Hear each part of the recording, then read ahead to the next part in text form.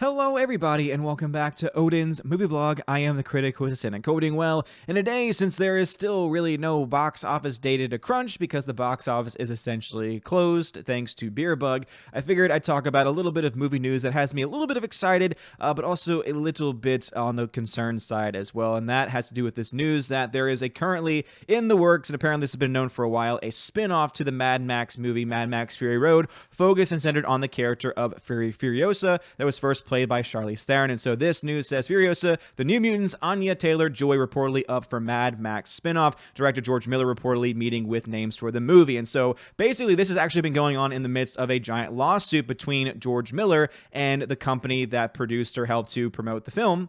Because apparently the agreement originally was a 100-minute long PG-13 film, and they ended up getting a 120-minute long R-rated movie, and they did not like that, even though they apparently came in within the budget range that they were agreed to. I just think it's kind of interesting that they went to George Miller and were like, hey, can you make a PG-13 version of Mad Max, please? And he was just like, oh, what are you thinking? But anyway, what are my overall thoughts about Furiosa being made as a spin-off movie? Well, my only problem with it is the fact that I think the last Mad Max movie was not really a Mad Max movie. The last movie was really all about Furiosa. I mean, she might have been considered by many to be the supporting character, but if you actually were to rewatch that film, she is definitely more of a leading performer in that film, and it seems that Mad Max himself kind of takes a back seat in his own movie. Now, some have argued, we brought this up on last night's live stream, that's always been how Mad Max movies have gone, that he's always been more of a background character in the world that he exists in.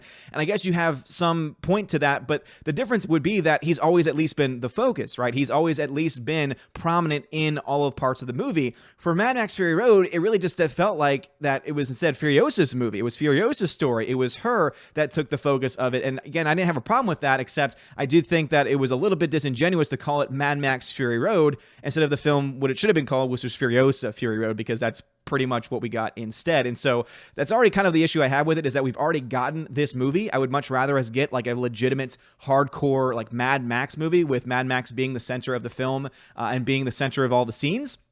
But of course, George Miller, if he is able to deliver the same practical effects and the same type of storytelling that he was able to do in all the previous Mad Max films, including Fury Road, then it could still be a very entertaining film, and I'm excited for that. But what's really cool is that they actually have a very talented actress that apparently George Miller has met with, and that's Anya Taylor-Joy. For those that don't know her, she's been in movies like The Witch. That was kind of her breakout performance. A very weird movie. I'm not a huge fan of it, but her performance in it is fantastic. Some other more mainstream films you might be aware of was she was in Split.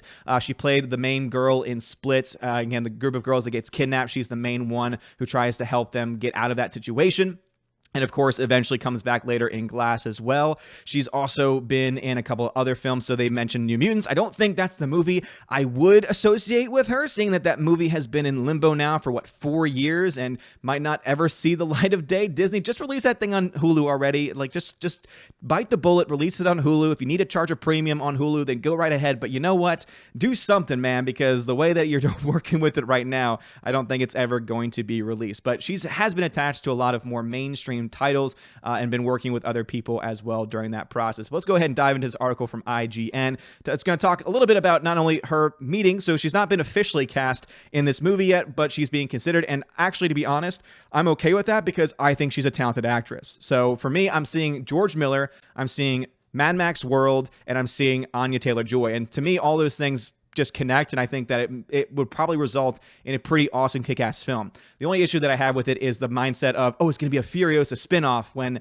the last movie already was a Furiosa spinoff. And so it's just kind of like context there that drives me a little bit crazy. But anyway, it says The New Mutants, Anya Taylor-Joy. Again, I would not associate that film with her, but I guess that is technically her more recent film, even though it was made, I think, even before a lot of the other films that have already come out from her, is reportedly up for a role in George Miller's Furiosa spinoff set in the Mad Max Fury Road universe. Variety released a report detailing what some movie productions are doing in the face of the ongoing beer bug pandemic. And at the end of their report, they said Mad Max Fury Road director George Miller has been meeting with several names for his Furiosa spinoff, with one of those names being Taylor-Joy, which, again, I'm fine with. Most executives don't expect things to get back to normal for several weeks, though a few are taking video and phone meetings as they try to game out films they hope to greenlight in the next 12 months, the Variety report reads. Director George Miller, for instance, has been meeting with names including Anya Taylor-Joy for his Furiosa spinoff, which he hopes to start shooting in 2021. Of course, Miller is making concessions to the beer bug. Those auditions have taken place via Skype, which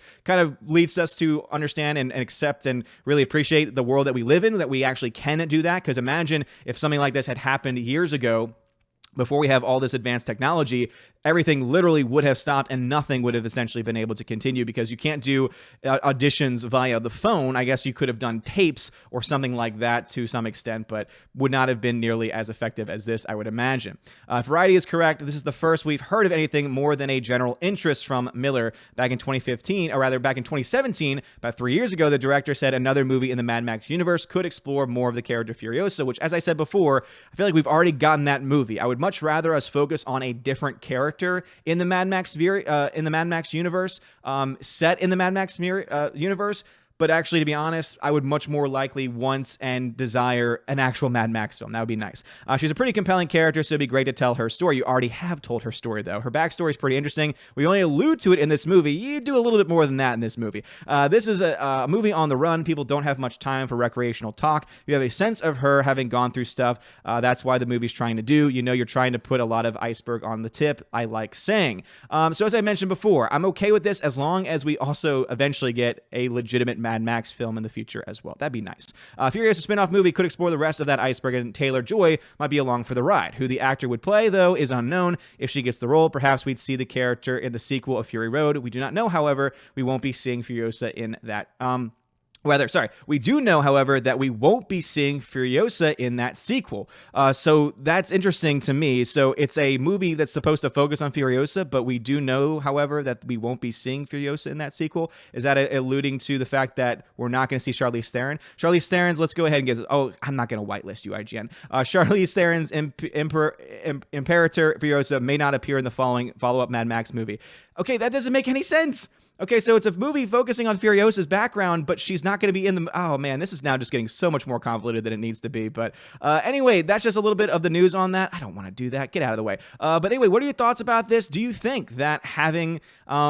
a new movie focused on Furiosa's character without Furiosa in it could be a good idea? As I mentioned before, I think that as long as George Miller's behind the camera and he's the one that is making the decisions and he uses the same type of practical effects that he used in Fury Road, I'm going to enjoy it, right? I have a lot of issues with Mad Max, but it's only because of Fury Road, at least, because it's called Mad Max Fury Road instead of it just being called Fury Road and set in the Mad Max universe, because I just think it's disingenuous to call that really a Mad Max movie. A lot of people might agree with me on that. A lot of people might not agree with me on that. But what are your thoughts about a Furiosa spinoff? Do you think it would be a good idea? As I said before, I think it has some benefits to it. But also, thoughts about Anya Taylor-Joy. I think she's a fantastic actress. So I personally would love to see her in this universe in some capacity. But it really just depends on what they decide to do with the character and what they decide to do with the story going forward. So let me know your thoughts about this and all the things talked about in the comments section below. If you like this video, smash that like button, hit that subscribe. It helps us out a lot. You're all amazing and beautiful people. Have a wonderful day. And as always, God bless. And now to give a special shout out to my March Patreon and Subscribe Star members: animation commentator Brian P,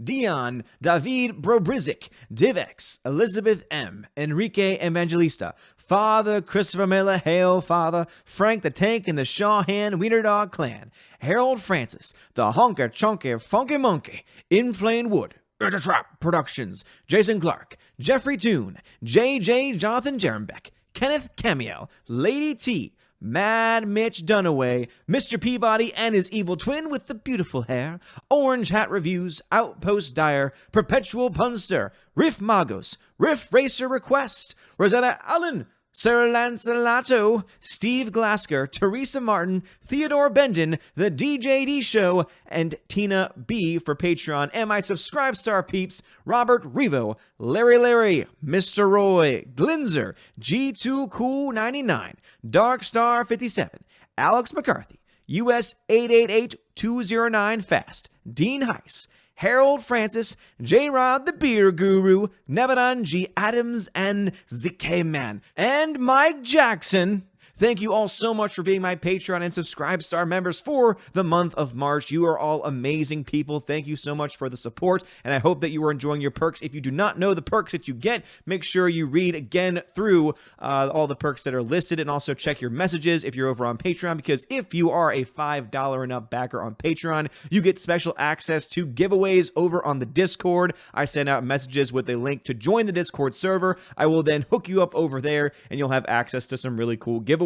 I give away 4Ks, Blu-rays, digital codes, try and give away at least a couple of big movies, 4K Blu-ray titles a month, and try to do at least a 2 to 3 giveaways for when it comes to digital download codes. And I might try and do a little bit more this month as well, because I'm always trying to add extra stuff to it. And also, if you are a $10 or up backer, then you have access to a special podcast that I'm starting to do with John the Flick Pick. That's right, John Flickinger of the Flick Pick channel. We're having a lot of fun with the podcast, and so expect that every couple weeks. And of course, also any extra behind the scenes, extra footage, extra interviews, extra solo podcasts as well, you will also have access to. And my special $25 and up backers on Patreon Subscribe Star, you have access to all of those things that I've listed. You also get a t-shirt. That's right, I will send you a t-shirt for your first month. And of course, you can also be featured on the Chosen to Valhalla live stream once a month. You get to be featured on the Odin's movie blog channel. It's always usually on a Sunday around 12 p.m. Eastern time. You get to join some lovely peeps and have some really great discussion with